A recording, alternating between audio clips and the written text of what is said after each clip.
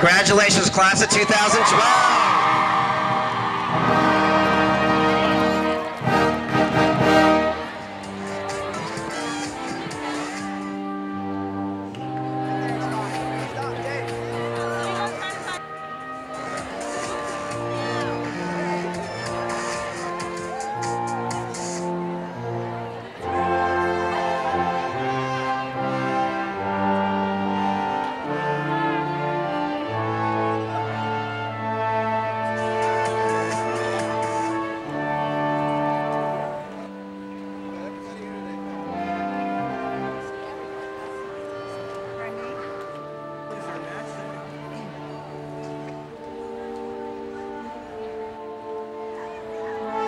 My goal is to lead.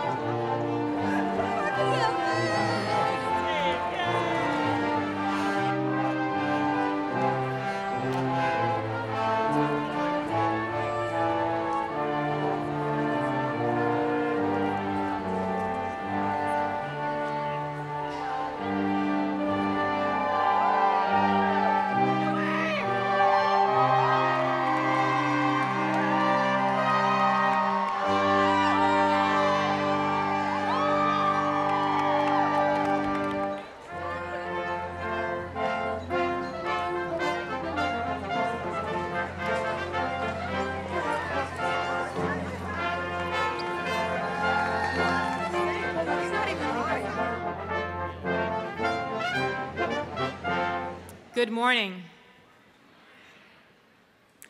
As the College Marshal, I would like to welcome you to the commencement exercises for the senior class of 2012.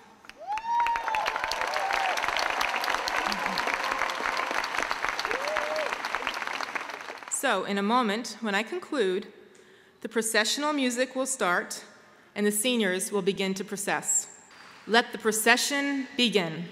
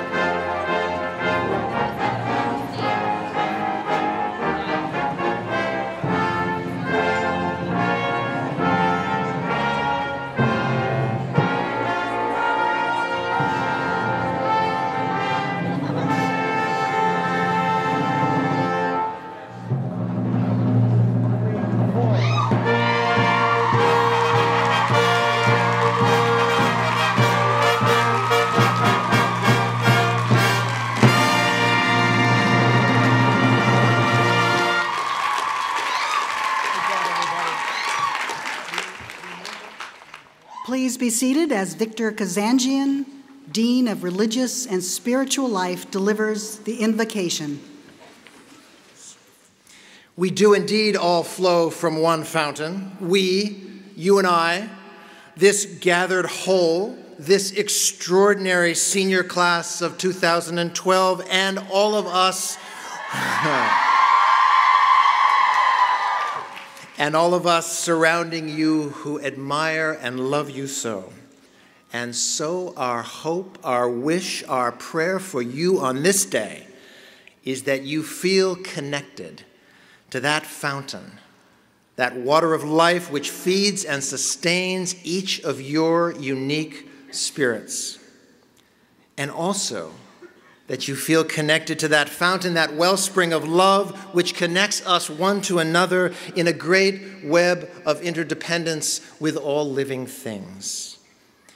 May you know these things in your heart this day of your graduation, and for all days to come.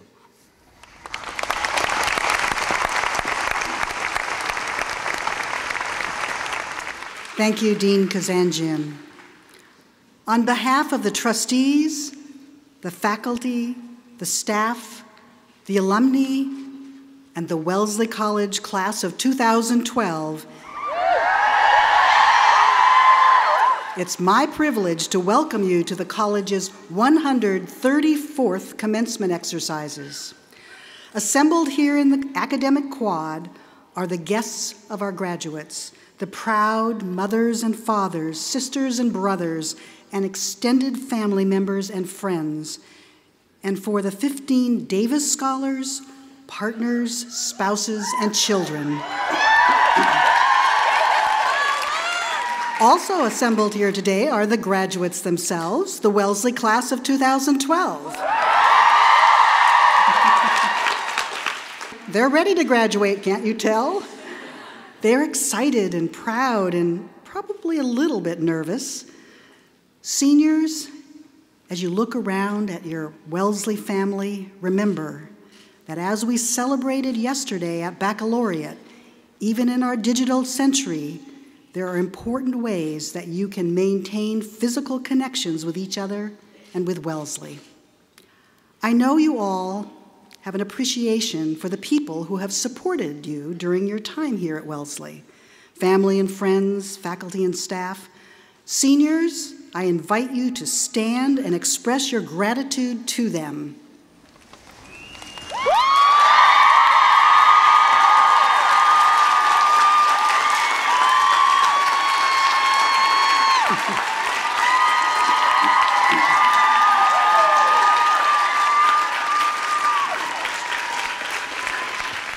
I'm pleased to invite the president of the class of 2012, Kate Leonard, to the stage to introduce our student speaker. Kate?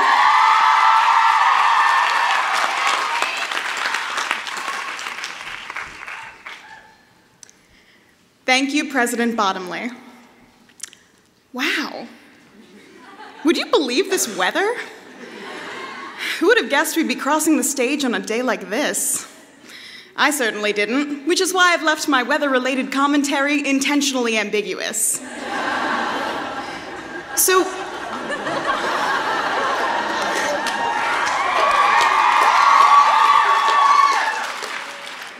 why discuss the weather at all when I need to prepare my remarks well before the local meteorologists get their act together? For one thing, I love a good cliché. For another, it was all my friends could talk about. I have heard every theory about how today would look, from "this is when we're gonna get the snow, I know it," to the ever more hopeful "legend states that no single drop of rain has fallen on a Wellesley commencement ceremony since 1996. Why do we care, though? Why does it matter if we're hiding under umbrellas or baking under giant black robes of misery? We're all graduating anyway. This entire ceremony, with all of its order and tradition, is based on the idea that it matters not just that things happen, but how they do. How we celebrate our milestones and how they are fixed in our memories influences our understanding of the milestones themselves. With this in mind, I am overjoyed to present a fellow student whose unparalleled wit will shape this day in our memories as a moment of triumph and joy. I met Haley Harris through Dead Serious. For those not familiar, that is the Wellesley improv troupe. Haley was a power player, showing a fearlessness on stage rivaled only by her gumption in daily life. Offstage, Haley is a passionate individual, and one of her big passions includes a fondness for strong female leads, exhibited in her love of lady cop crime procedurals and the films of Barbra Streisand and Cher. Haley is from Chicago, where she has interned with the Art Institute of Chicago, the YMCA, and the Mayor's Press Office. And she is a French major and an actress. She honed her acting skills while studying abroad at Wellesley in X. Her keen commentary on everything from the interplay between culture and economics in France to the best of Beyoncé have delighted her friends. You know, that big group of Tower seniors who've been together since first year. They tend to put together elaborate theme parties where Haley shows off her creativity in costuming. The girl's got style. So I invite you all to welcome our own strong female lead, Haley Harris.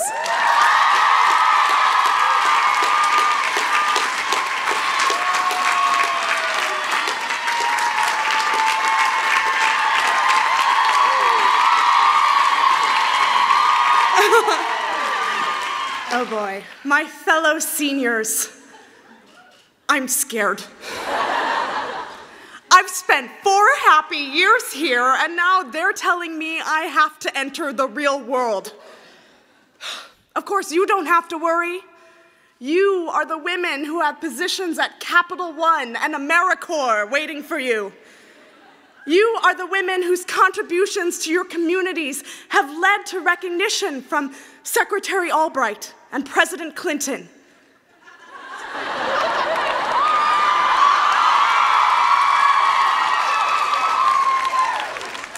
You are the women who got A's in macroeconomics. Seriously, how did you do that? But my dear seniors, what about me? Sure, I am lucky enough to give this speech, but what if this is it? What if this is my moment in the sun? What if I'm a woman who won't?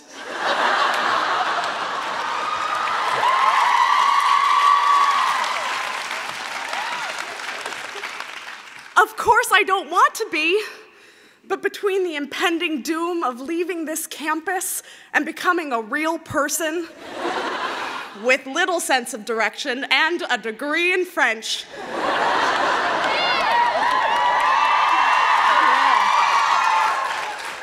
there's ample reason for me and my parents to be nervous. I mean, where should I set my goals? When I was little, I wanted to be a princess, ballerina, cowgirl, house painter. Now, 15 years later, graduating from an elite women's college, it seems that only one of those dreams could become my reality. That obviously being a princess. While here at Wellesley, I discovered interests and talents I never knew I had. But all of these years of discovery and growth have just made me want to add more hyphens to the list. Honestly, I couldn't think of a lone job title I would be happy to hang my hat on. Barring, of course, playing a lady detective in a long-running television show. That is one way to go. But I am a responsible Wellesley woman and should have a backup plan. So I asked my Wellesley family what I should be. I got suggestions like life coach and Sherlock Holmes. But the most detailed life plan I received came from Professor Courtney Coyle. Yeah.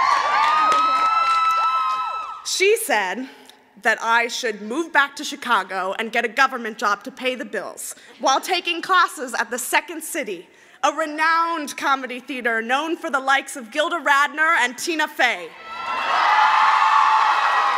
Where, upon making it as an improviser, I would be selected for the writing staff of the future's version of 30 Rock. It's certainly not a bad plan. But despite its creation and approval by an incredible Wellesley professor and respected economist, I worried about following through. I mean, what about the incredible luck involved? What if I ended up in a completely different place? How would I ever make it to the Alumni Hall Wall of Fame to prove I did something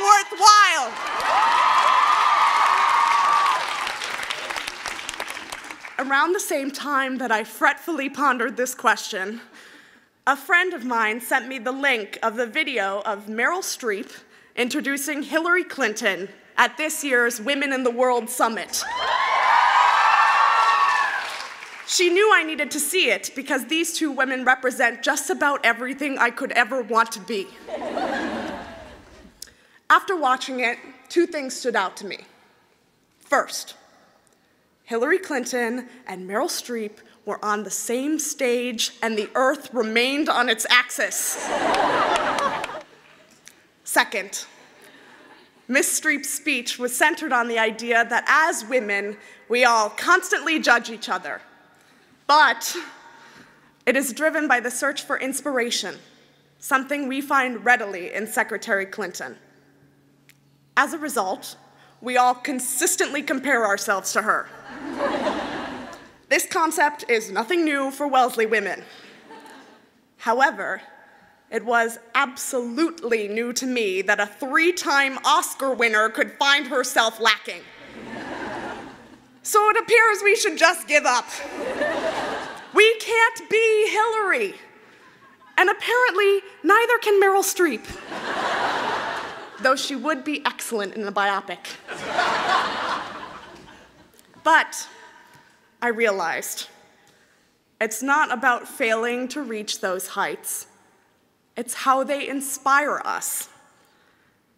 I thought of the many times one of Miss Streep's performances inspired me to dedicate more thought to my own. Or of the many times that Secretary Clinton's work for women made me proud to start an argument on what it meant to be a feminist. Or how Anna Gosteyer's impersonation of her on SNL made me want to make people laugh. But these women, stars or otherwise, are the inspiration, not the endgame. We are all women who already have. You have made a difference in your short time here. As a volunteer, as a student, as a friend. That's not going to change anytime soon, and it's not about having your face on the wall. In the words of another extraordinarily accomplished woman, Helen Hayes, we relish news of our heroes, forgetting that we are extraordinary to somebody too.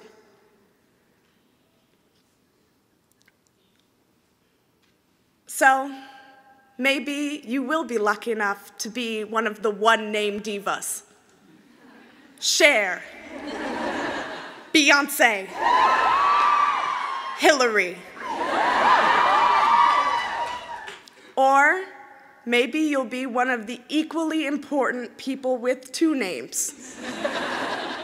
A Professor Coyle, perhaps.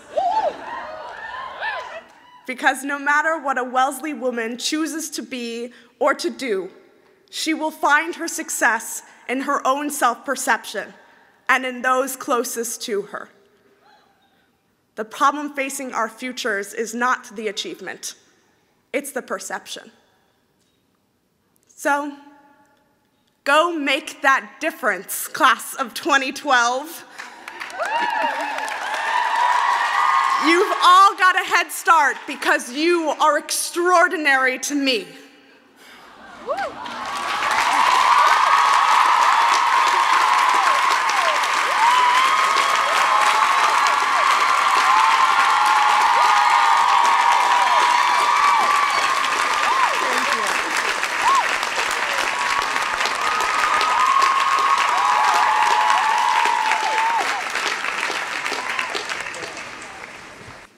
Thank you, Haley.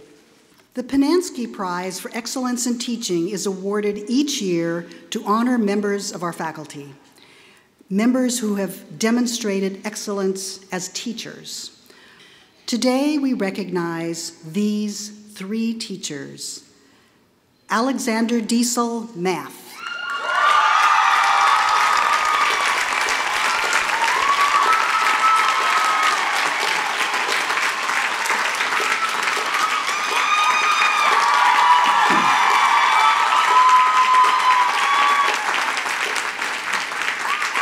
Koichi Hagamoto, Spanish.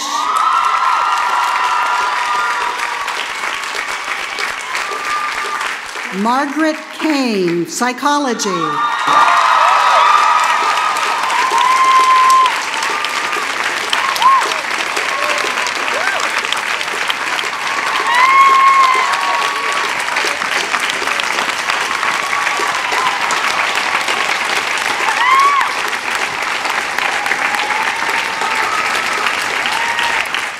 Before I read excerpts from the citations that they will receive today, I want to note that Koichi Hagamoto is unable to be with us today. He is at the International Congress of the Latin American Studies Association, the largest annual conference in his field, where he is moderating a panel session and presenting a paper. Those who know Professor Hagamoto know that it is unusual for him to miss a Wellesley event, especially since I know how much he wanted to wish his students well on this special day.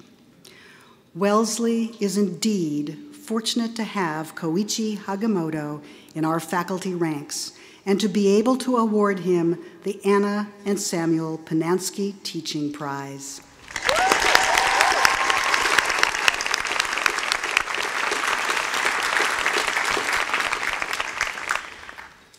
Assistant Professor of Mathematics, Alex Diesel, is the kind of professor who helps his students fall in love with math.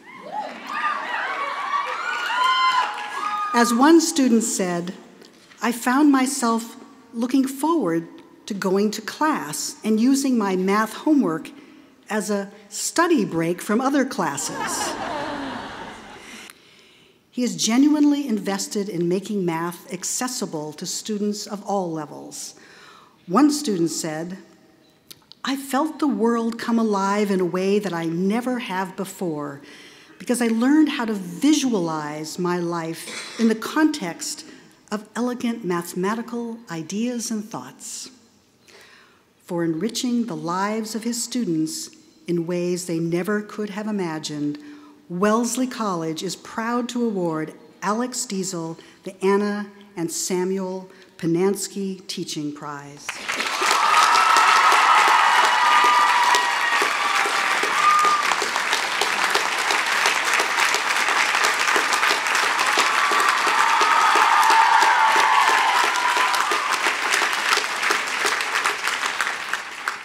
Professor of Psychology Maggie Kane has an important policy by which her students must abide.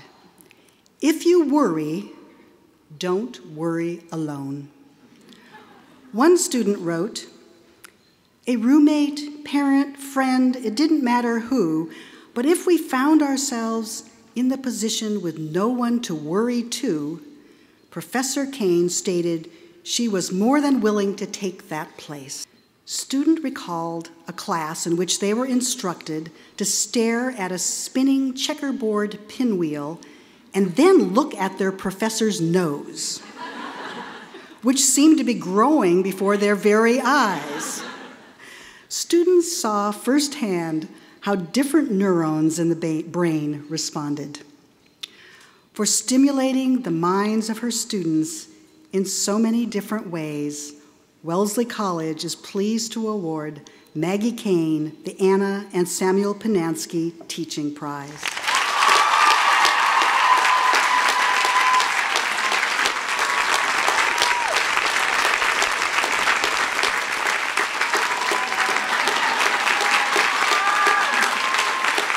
Congratulations, you can be seated.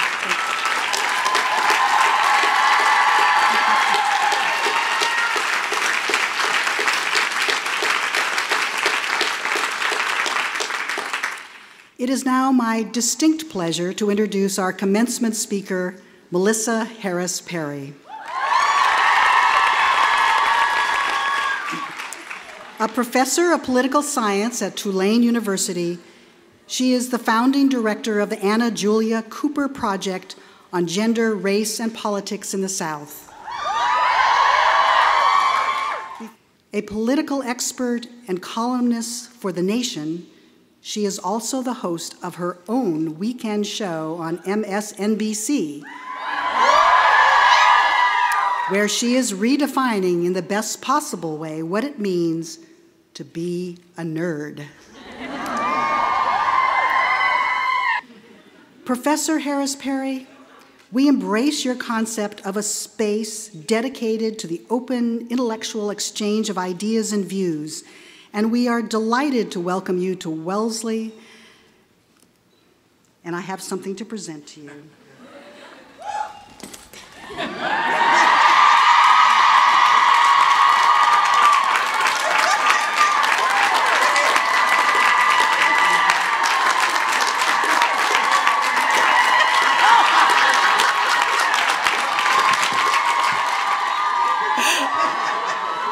Okay, that's pretty easily the coolest thing that's ever happened to me. I often say that the very best day of my life was college graduation. And I've had two really very nice weddings. And I have a wonderful daughter, and the day she was born was lovely, but really but all of those days were complicated with all of these other sorts of things. And so I've always said, it was really the one day that was pure joy was the day I graduated from college. You should also know I am in fact a high school dropout. I do not have a GED or a high school diploma. So it's also the day when it was clear that I was not going to have to go back to Central Virginia to high school. But I think after that moment, it is possible now that your college graduation day is my favorite day.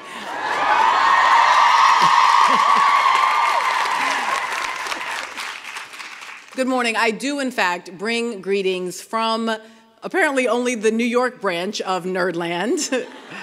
My producers are incredibly excited to have you all as part of our big community. Apparently, the Nielsen ratings tell us that everyone who watches our show is over 70, and so it is really quite lovely to see that must be empirically false, because here you are.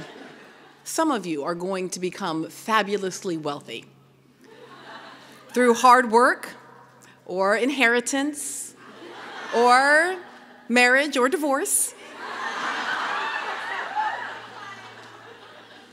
Some of you will be barely scraping by paycheck to paycheck.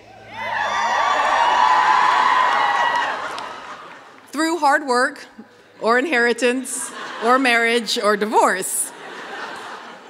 Some of you are going to love your work, and you are going to wake up each day as though you are answering a calling. And others of you are going to beat the crap out of your alarm clock because it is telling you that there is another work day. Some of you will marry the right man the first time, and for some of you it will take until your second marriage to marry the right woman.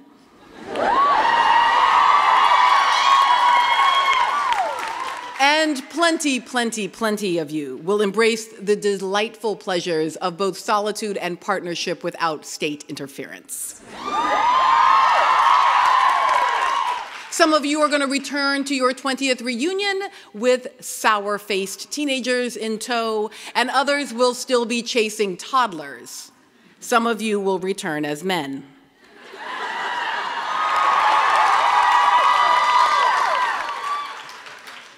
Some of you are going to enjoy robust health into your 80s, and some of you are going to succumb to illness and tragedy long before we're ready to lose you. So I don't know how to give you advice, because I don't know which one of you will be walking on which paths. I know if you've read the Velveteen Principles, then you know that everything that you need to know about how to have an authentic, successful life is actually conveyed in the book, The Velveteen Rabbit. I thought, I'll do a little riff on Mo Williams' The Pigeon Principles. You guys know the pigeon books, right? Don't let the pigeon stay up late. Don't let the pigeon drive the bus. I'm sorry, I have a 10-year-old. This is whatever. At first glance, the pigeon is selfish and whiny, manipulative. But if we read the pigeon with love, we will see that the pigeon actually gives us clues about how to be persuasive, kind, adventurous, and assertive. It would have been a great speech. I was going to tell you how to look at your own sometimes whiny, narcissistic self with love and actually find your best selves underneath all that fragility. But it occurred to me it might annoy your parents if they discovered after 4 years of very expensive college education that everything you needed to know to succeed you'd already read in the 2nd grade. Now, I do have to say, thank God that Kate and Haley said Beyonce before I did. It is an indication that you are truly a part of Nerdland if you too love Beyonce. Okay, so then I decided, that's right, Wellesley is a women's college, and sometimes there's advice specifically for girls, working girls entering out into the working world as working girls. So I thought I could just tell you a bit about some things I've learned as a working girl. Here's one of them. Don't nod and smile unless you are happy and agree.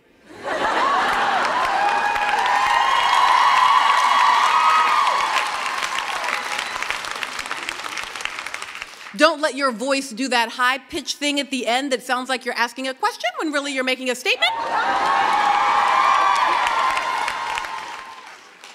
Once you have secured your Wellesley degree, and particularly if you follow it up with an Ivy League law degree, never forsake your high-profile career path and advocacy to follow some dude to the God-forsaken region of the American South like Arkansas.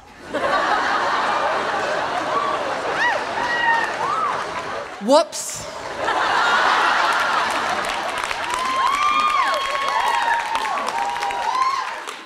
See how the girl advice doesn't always work out? Like, in fact, sometimes it can be quite powerful to nod and smile just before you punch him in the neck. And sometimes a little question at the end of your declarative statement is a worthwhile way to get some of the old guys who run all the money thing on your side. And sometimes you follow your heart and you go with the big tall guy down to Arkansas and it all works out just fine. So I decided that the girl advice was no good. And in the end, I was left with having to do what I didn't want to do, which is I've just got to give you the best advice I've got. I've got 3 things I want to ask you to be as you move forward. And I think these might be a little bit counterintuitive, particularly coming from a political progressive who is unashamedly feminist, concerned with racial and economic and environmental justice. But here are the 3 things I'm going to ask of you. Be ignorant, be silent, and be thick. Now, I could do the little, if Shanta was here, she's one of my producers, I'd do that. You didn't think I was going to say that, huh? Right, okay. Be ignorant, be silent, and be thick. Okay, in a few moments, you're going to walk across the stage, and you're going to have your accomplishments acknowledged in the acquisition of a certification that you know something. But even as you accept your hard-won degree, I encourage you to embrace the reality that you know almost nothing. It is pretty unlikely that I will ever speak Mandarin. I am certainly not going to decode anything in the DNA chain. But thankfully, graciously, the universe provides an interdependent web of other fantastic women who will.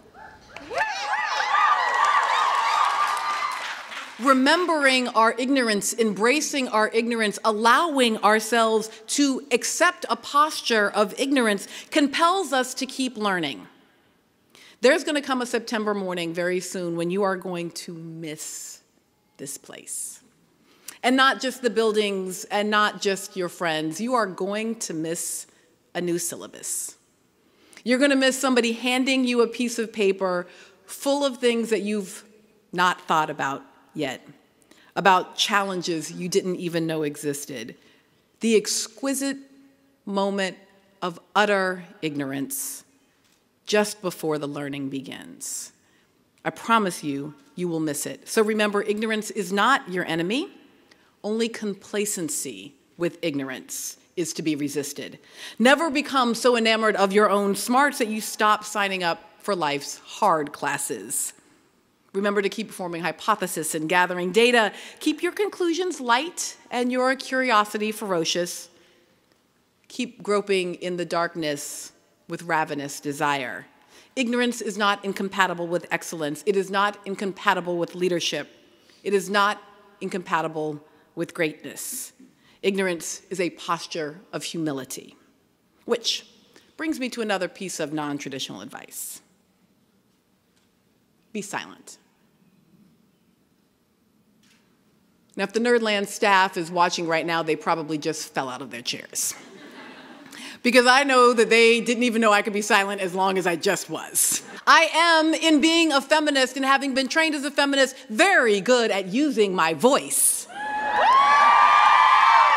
Women's education is very much about finding your voice, about learning to speak, about speaking with confidence, about sharing your ideas freely, about battling the boys. But there is an enormous difference between being silenced and choosing to be silent. When you are silenced, you have something to say, but no one will listen. When you choose to be silent, to quiet it down, to listen, you've actually exercised the other part of voice, the part that makes your voice sound like something. It sounds like something in comparison to the silence. And silence allows you to do something else that you now have as Wellesley women. You have privilege. No matter what circumstances of disprivilege you came from, this degree now confers upon you privilege. And when you choose to be silent in the face of those who have less privilege, you undermine the idea that only people with certain degrees and certain certifications have a right to speak. So I'm not asking you to silence your advocacy for justice or to mute your voice as a citizen. I'm not asking you to accept the opinions of others as your own truths. I'm not asking you to sit on your ideas or fail to share your skills. I'm asking you to remember that silence is a vital precursor to voice. Gather your voice in your silence. Listen to it in your own head before you give it away. Wake up, roll over, and make love to the day wordlessly. And my final piece of advice is this: be thick. In a world that teaches women to be thin, be thick. Thick is the only thing worth being. When you are thick, you unconditionally embrace the object of your attention. Thick women make fools of themselves all the time. Because thin women stand on the sidelines. They're critical, they're removed, they're barely committed. But thick people pitch tents in a park with the belief that social action can change an entire international, global system of economic injustice. Thin citizens vote, thick citizens run for office. Thin folks believe that every critic is a hater. Thick folks can hear critique without crumbling. Thin leaders stay the course no matter what. Thick leaders listen, learn, and correct. Thin women look great in bikinis. Thick women look terrific in history books.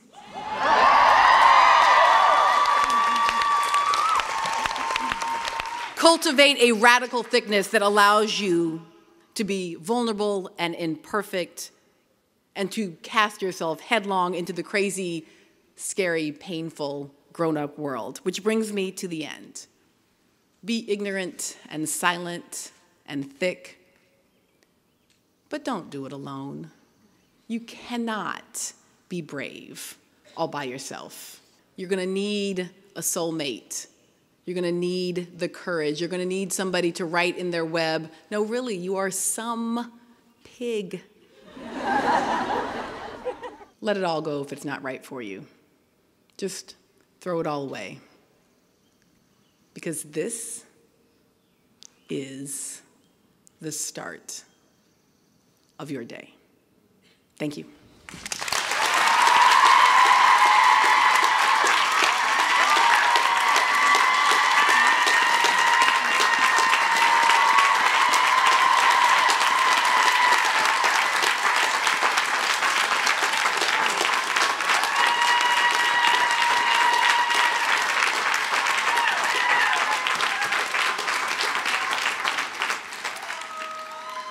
Thank you, Professor Harris Perry. That was fabulous. Seniors, class of 2012, you did it. Congratulations. Now, after you walk across the stage in a few minutes and receive your diplomas, you will no longer be seniors.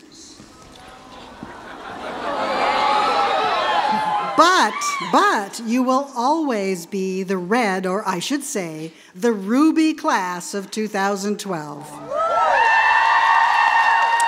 Today you are students. Tomorrow you will be Wellesley College alums. This is an important day for you and for your families and loved ones. You have been waiting a long time for this day. Your parents have also been waiting a long time for this day. Those final papers have been written, the last exams are over, that thesis you spent all year researching, writing, and rewriting is done. This is a special moment. Hold on to it. You have so much to be proud of. You needn't have worried. We will not forget you, Ruby class of 2012, and you will not forget Wellesley. Don't think of today as the day you leave Wellesley behind. There are places you can leave, but Wellesley is not one of them. Wellesley has helped define you, has influenced how you think and feel. You will always carry a part of Wellesley with you. This place has shaped and guided you, just as your professors, your classes, your peers, and your experiences have influenced you. Remember the difficulty of navigating the campus your first year? The winding paths that didn't ever seem to lead you where you wanted to go? Now you know. They have led you here today. As I look out at this class of smart, fabulous students, I see a family resemblance. You are Wellesley, and no matter what you do or where you go, you will always be Wellesley. But like our campus buildings, you are also individually distinct. You are special. You have your own plans, your own goals. You were equipped by your Wellesley education, and you are ready. So my advice to you today is simple. Be what you want to be. You have the ability, the preparation, the determination to be what you want to be and not what others want you to be.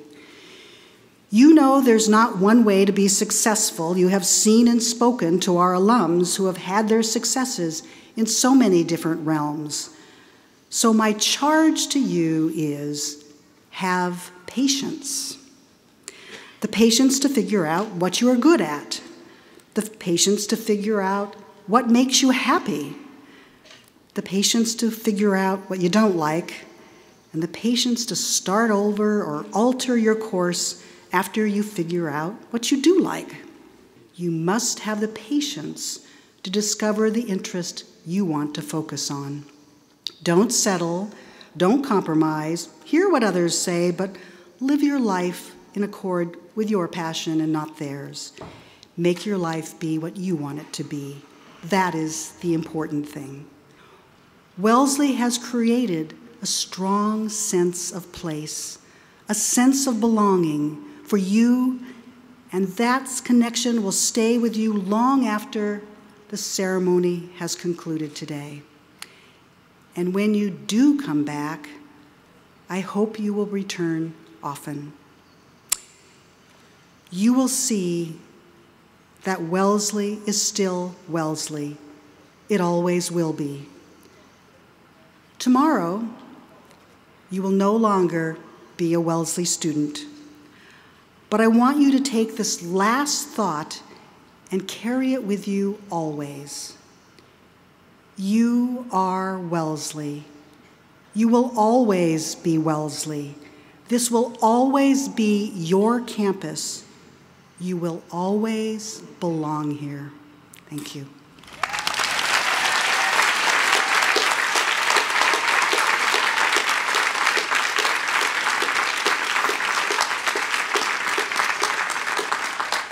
All right, seniors, this is the moment.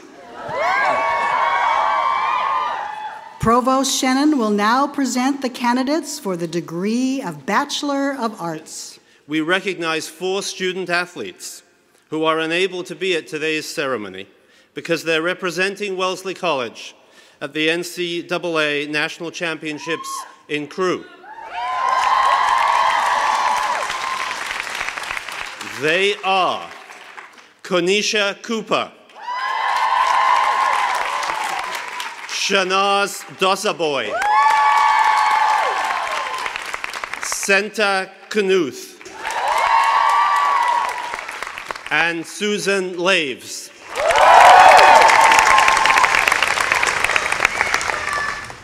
Will the candidates for the degree of Bachelor of Arts please rise? Madam President, it is the privilege of my office to present to you, on behalf of the faculty of Wellesley College, these candidates for the degree of Bachelor of Arts. By the authority of the Commonwealth of Massachusetts, vested in the Board of Trustees, and by them delegated to me, I confer upon you the degree of Bachelor of Arts and admit you to all the rights, dignities, and responsibilities of that degree.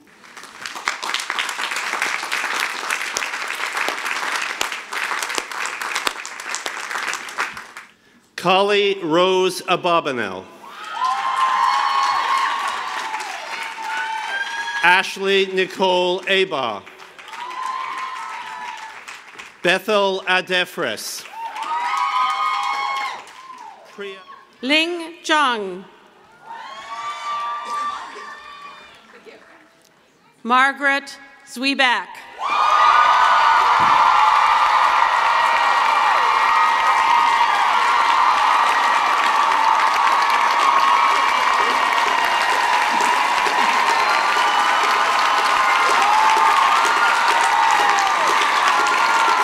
Congratulations! Best wishes to classes of 2012!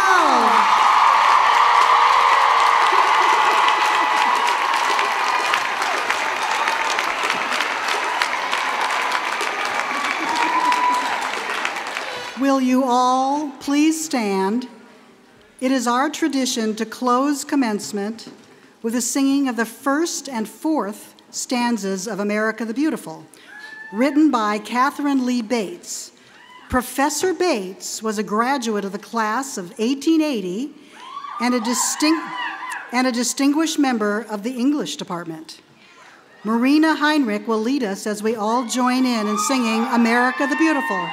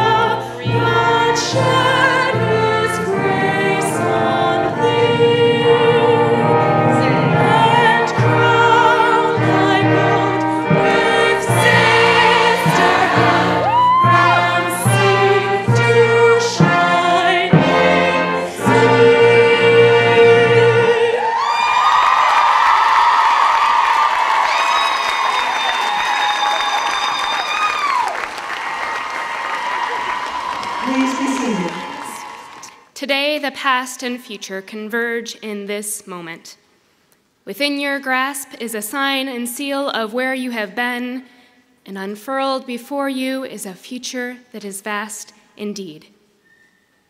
Take heart knowing that others have stood where you stand.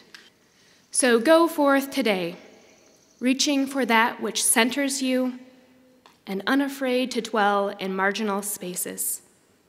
In whatever space you inhabit, may you find joy, may you find fulfillment, and may you truly live.